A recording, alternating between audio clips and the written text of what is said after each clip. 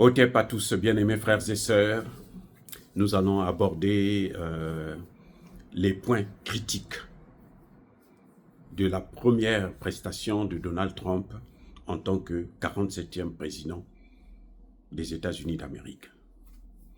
Monsieur Donald Trump vous dit « Je serai un artisan de la paix et de l'unification. » Il va unifier les peuples, il va apporter la paix chez des gens, dans les nations, dans ce monde.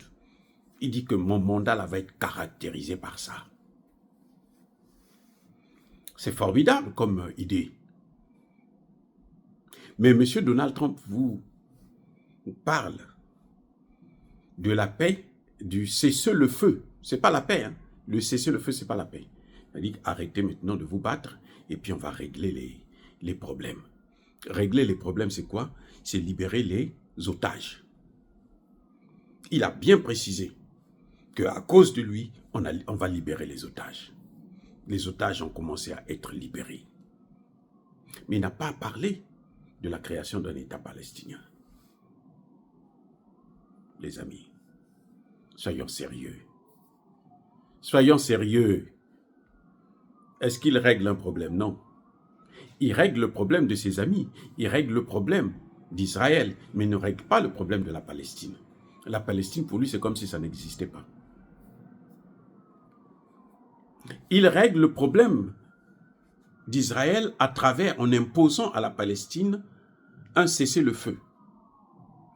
Un cessez-le-feu, on vous remettez les otages et puis on ne va plus vous taper, hein, les enfants, on va vous taper. Entre-temps, on a pris Gaza. Question, pourquoi Gaza les intéresse tant? Pourquoi le Liban les intéresse tant?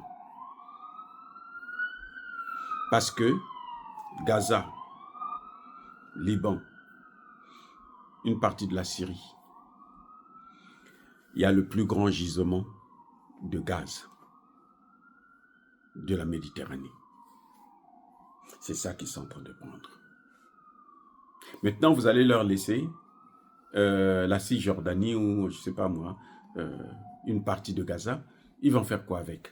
S'il n'y a pas de matière première, ils sont enclavés. C'est ça la paix? Ça, c'est la paix de quelqu'un qui prête serment sur 2 Bibles. Il y a 2 Bibles avec lui, 2 Bibles, 2. Et il termine la prestation de serment en demandant l'aide de Dieu. Pour faire quoi? Pour faire mal à d'autres pays. Pour faire mal à d'autres peuples. Les amis, c'est-à-dire que, vous savez, quand j'ai écouté ça, je me suis dit, oh là là, le monde est méchant. Quand Donald Trump parle de la paix, en fait, il parle de la loi de la jungle. C'est-à-dire que, dans le cas, par exemple, de la Palestine, du Liban, vous devrez faire ce que moi je vous demande de faire. Vous vous taisez. Le reste, là, ce n'est pas votre affaire. Eh oui. Faites ce que moi je vous dis. Si vous ne le faites pas, je vous écrase tous. Moi, je suis fort. Moi, j'ai le pouvoir, j'ai l'armée. J'ai 850 bases dans le monde. Je peux faire la guerre là où je veux.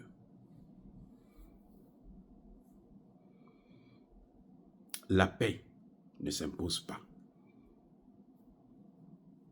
La paix, c'est un processus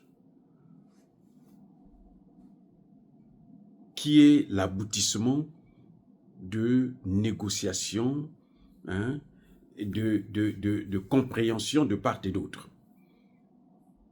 Ce n'est pas quelque chose, on dit, bon, toi là, on te tape, tu ne réponds pas. Tu as compris? Si tu réponds, si tu pleures là, moi je vais te taper encore plus.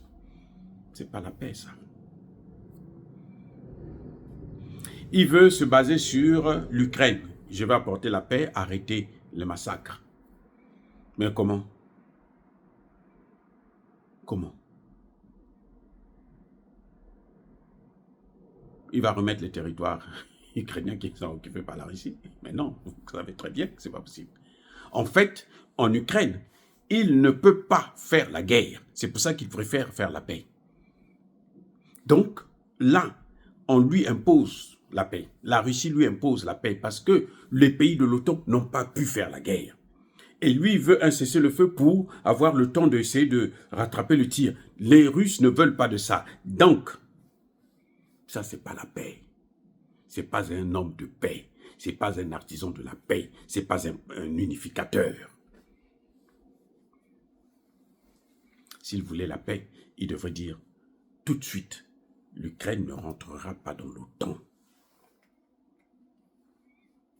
Et nous allons assurer la sécurité, demander à la Russie d'assurer la sécurité de l'Ukraine. Parce que si c'est les pays de l'OTAN qui doivent assurer la sécurité ou les pays européens qui doivent assurer la sécurité, ces pays européens appartiennent à l'OTAN. Si ces pays européens sont en conflit avec la Russie, ça veut dire que c'est l'OTAN qui va rentrer. Donc l'OTAN est là en Ukraine. C'est le contraire, tout le contraire de ce que Poutine a demandé, ce qui a motivé Poutine pour faire cette guerre. Ce n'est pas un artisan de la paix. Les amis, les Africains qui disent, moi j'entends des Congolais qui vont vous dire, oh non, au Congo, il y aura la paix. Non. Pour qu'il y ait la paix au Congo, là, Donald Trump va reprendre le Congo comme étant sa chose. Si ce n'est pas sa chose, il n'y aura pas la paix. Vous allez voir. Je vous mets à défi. Vous allez voir ce qui va se passer. Ces gens ne connaissent pas la paix tant qu'ils n'ont pas ce qu'ils veulent chez vous. Quand ils prennent ce qu'ils veulent chez vous, là, on vous dit, oh bon, maintenant vous pouvez mourir de faim, de pauvreté. Et ils se réjouissent. On est la première puissance. Quelqu'un qui dit, je veux rendre l'Amérique encore plus forte, plus grande. Je vous avais déjà dit ça. Il vient, c'est pour ça. C'est la méthode qui diffère.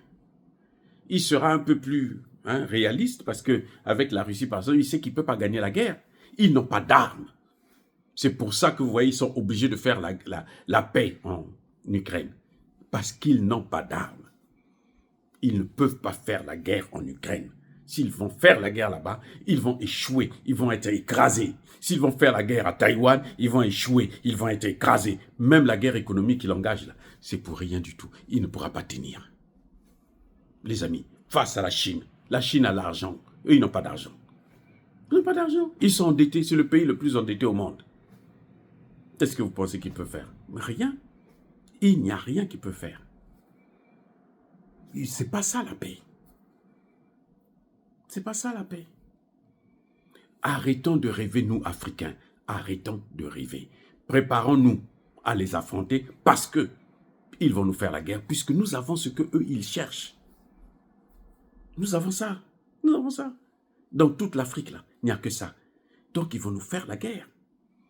Je n'ai pas entendu Donald Trump dire que les bases militaires en Afrique vont ressortir parce que les Africains n'en veulent pas. Je n'ai pas entendu ça. Je ne peux pas parler du monde entier, mais je parle de l'Afrique. Il n'a pas dit qu'il va fermer les bases militaires américaines. Non, aucun discours là-dessus. Et vous me dites que c'est quelqu'un qui vient pour la paix? Comment vous allez faire? Vous allez négocier avec des gens que vous dominez militairement. Vous les dominez, les pays africains, là, vous les dominez. Vous pouvez discuter quoi avec eux? Vous leur imposez votre volonté. Et ça, ce n'est pas la paix. Parce que le jour que eux, ils auront les moyens de vous faire la guerre, ils la feront. Yanke azana plonaye, yumape azana plonaye. C'est un principe qui est clair. Donc, à mon avis, M. Donald Trump n'est pas du tout un homme de paix. Mais alors, pas du tout. C'est un homme de guerre. Mais lui veut faire la guerre autrement. C'est comme Barack Obama est venu, lui c'était, on l'appelait le président des drones. Lui, il tuait avec des drones. Oui, il a utilisé des drones partout. Mais il ne voulait pas utiliser les militaires pour qu'ils ne puissent pas avoir des corps. Parce que quand vous êtes le corps à corps, là, vous tombez. Hein? Et donc, lui, il utilisait les drones. Les amis, soyez bénis, abondamment bénis par le Dieu des Kémites et par nos ancêtres angélisés. Mais que tous ceux qui persécutent le continent africain, le pillent et le déstabilisent, qu'ils soient noirs, blancs, rouges, chinois, arabes, qui qu'ils soient punis, maudits, foudroyés, neutralisés, écrasés, effacés par le Dieu des Kémites et par nos ancêtres angélisés. Vive l'Afrique éternelle, j'ai dit et j'assume.